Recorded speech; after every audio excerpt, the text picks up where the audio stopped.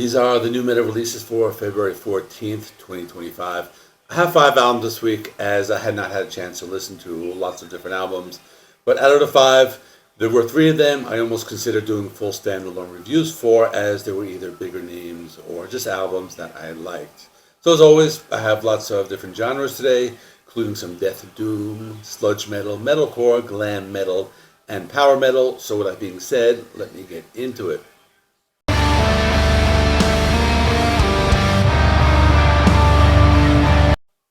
First band I have is called Dawn of Solace. The album is called Affliction, Vortex. They are a death doom band that was started as a side project from Tuomas Sakkonen, who is from the band Before the Dawn.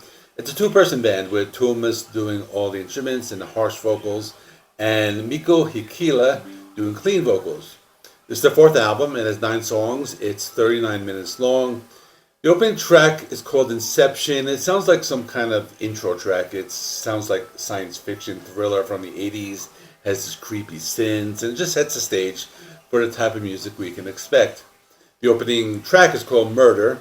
It has very dense sound. My first impression, it sounded like My Dying Bride or a similar band. The clean vocals have this gothic sound, and they're more in this crooning style. The overall atmosphere of the song is very creepy, and the song appears to be building up to something much bigger.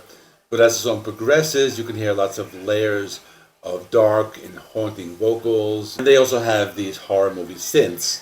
The track also has some harsh vocals, but they're mixed very low, so they can add more weight to the clean vocals. Not everything is super slow. There's a song called Into the Light, which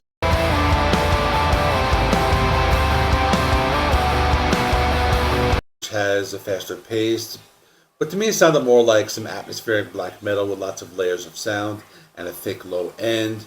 There's also more clean vocals in the first part of the song. The harsh vocals are used along with the cleans, and there are some faster drum beats in addition to the keyboards that are layered on top. So as you can see, the music is very dense. Also some melodic guitar parts and some brighter keyboards in the mix as well. The song has a part where you just hear the harsh vocals, so it makes it sound like the death doom genre that I described it as at the start of this review. The rest of the songs are all expressing different feelings, and you can hear other influences. For example, the track Dream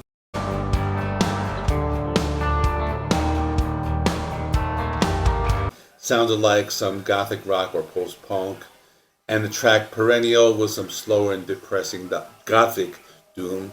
So the album has some variety on it. Overall, I thought it was pretty good. It has a lot of variety throughout the songs. It sounded cohesive, so I recommend the album.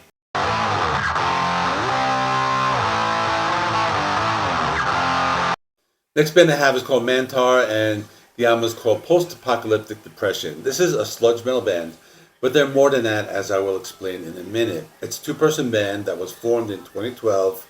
Drummer Eric Sakara and guitarist Hanno Klanhart. They're labeled as sludge metal, but I hear a lot of influence from grunge and punk.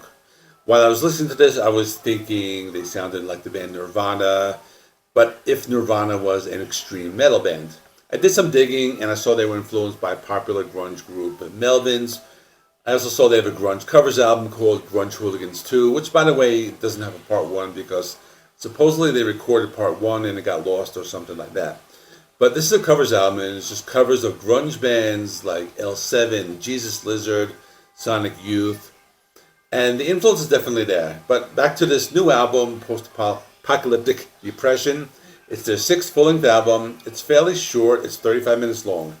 One of the singles they released is called Rex Perverso. This sounded like some 90s grunge, but with some harsh black metal style vocals and those 90s style atmospheric sounds with lots of distortion and a garage or garage rock type of production. There was another track called Principle of Command.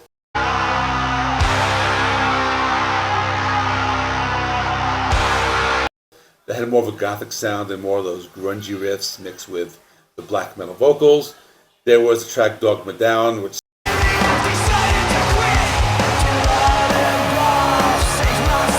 sounded like something from Nirvana's Bleach album, but with more of an extreme metal sound. Most of the songs were also fairly short. This one was just over 2 minutes long.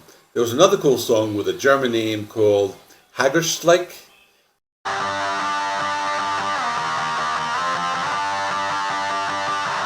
tried to translate it, and what I got was neck dish. So I'm not really sure of the accuracy of that translation.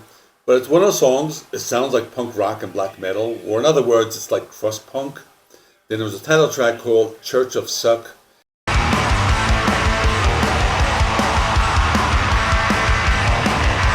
Had a simple chord progression, a lot of those old grunge bands used to do, but it was a really good song. It was just fun to listen to. It had that punk rock energy as well. Overall, this is my favorite album of the week. You know I'm a big fan of grunge music, especially those raw punk rock sounding grunge bands, the old bands that were on that Sub Pop label. It's an awesome album, and it will definitely be appearing at my end of the month list.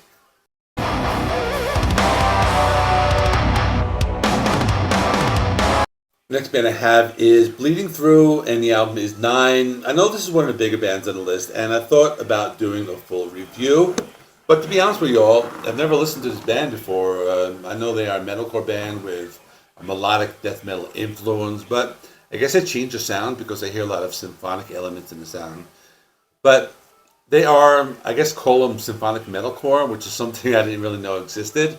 But this band has been around since the late 90s. It's their 9th album, and the name of the album is 9, so obviously their 9th. The album has 11 tracks, 42 minutes long. There were a few cool tracks. There was a track called Our Brand is Chaos, which had some those big metalcore style riffs and harsh vocals and some symphonic sounds that are used in the background. The music is fast paced, the drumming is intense. The song went through some tempo changes and had this darker feel. So it was like symphonic death metal. It reminded me of the band Septic Flesh or a similar band. The song also had some melodic guitar playing and lots of twists and turns throughout the runtime. But I also liked the deep guttural vocals in the breakdown section. Another cool track was Dead But So Alive.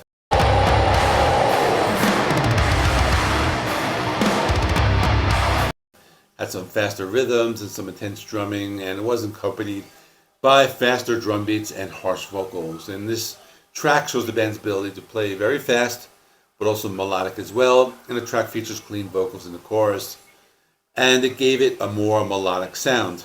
There was also a heavy breakdown. I thought that was cool. And there were a few songs that had guests on them, such as the band God Forbid, Comeback Kid, and Shadows Fall. For example, the song Lost in Isolation had the band God Forbid. It was a heavy track with some intense vocals and more of those symphonic sounds. There was a mix of clean and harsh vocals, and the song had some female vocals from Martha Demel, who is the band's keyboard player, as well as wife of Phil Demel of Machine Head and Kerry King and other bands. Then there was a track, Wartime,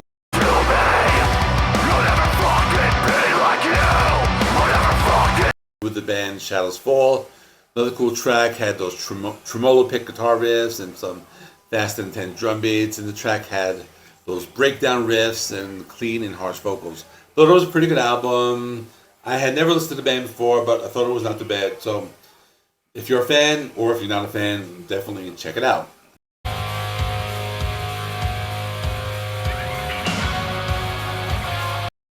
Next band I have is called Crazy Lixx. The album is Thrill of the Bite. This is a Swedish glam metal revival band, or if you want to call them something like that. They're bringing back that glam metal or hair metal sound from the 80s, everything from Poison to Motley Crue and everything else in between. It's basically what they do. They formed back in 2002. They have a pretty extensive discography. It's their 9th album, was released on the Frontiers Records label. Album has 10 songs. It's 41 minutes long. Opening tracks called Highway Hurricane, and it's what you would expect. Has the big power chords, chugging guitar riffs, bluesy guitar playing, drumming with lots of cowbell, big vocals, and in this particular song, the lyrics are about their car, but filled with innuendos. So that's basically what you would expect from an 80s band. That's what you get. Another song called Who Said Rock and Roll is Dead?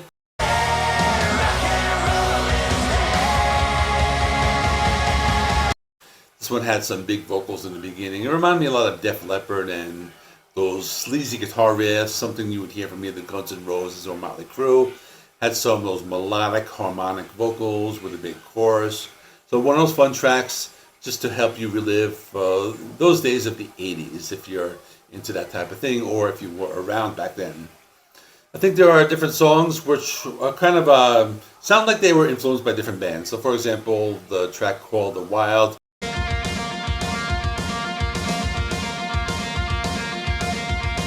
had some bigger keyboards. It reminded me of Bon Jovi. There was a track, "Run Run Wild," which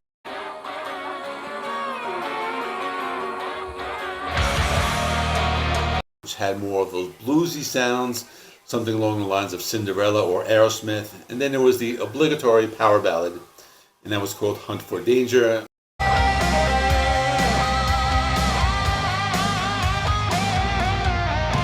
which was one of those big power ballads with lead guitars, keyboards, something more along the lines of White Snake or something that would have been a hit if it had been released back in 1989 or something like that.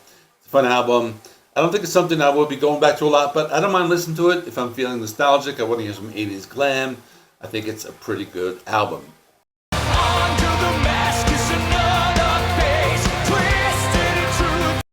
I have one more band, and that is Dynazty with Game of Faces. I also considered doing a full review of this because I had listened to the band before. I remember the last album, Final Advent, it came out in 2002. No, it came out in 2022. And I believe I did a short review of it, so let me talk about this. They're a Swedish power metal band from Stockholm, and they formed in 2007. They've been active since then. It's their 9th album. It was just released on the Nuclear Blast Records label.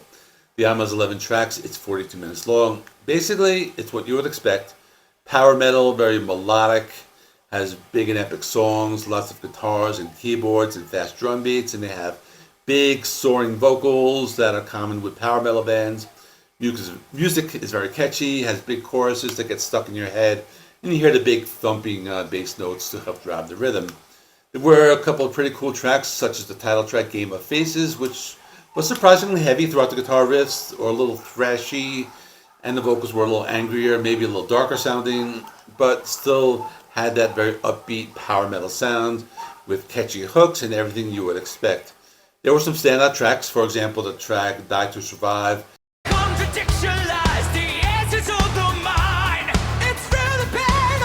Had some fast-paced drum beats and some melodic lead guitar playing in the first part of the song. But one thing I like about this band is that they use the bass guitar a lot for rhythm, and I think they know when to let the guitars and the keyboards take a break, and they allow you to hear the bass guitar. So I noticed that in a few tracks. There were other songs that sounded a little different. For example, the track Fire to Fight sounded more along the lines of traditional heavy metal with big guitar riffs, and it had more of a melodic hard rock sound, so I thought that was pretty cool.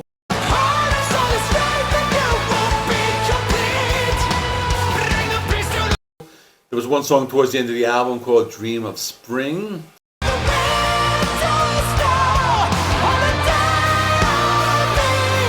I like that one because it had a slow tribal drum beat in the beginning and some chanting. It was one of those that stood out for being a little different, and it had this melodic lead guitar playing and softer keyboards.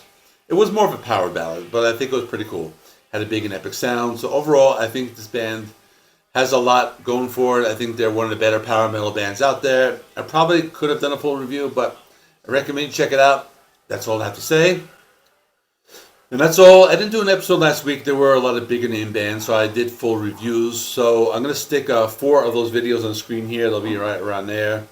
You can just click on one of them to watch one. In the meantime, thanks for watching. Please give the video a like. It helps me with the YouTube algorithm. Please subscribe if you're not already. I do rock and metal reviews, rankings, and more. Thanks for watching. I'll see you in the next one.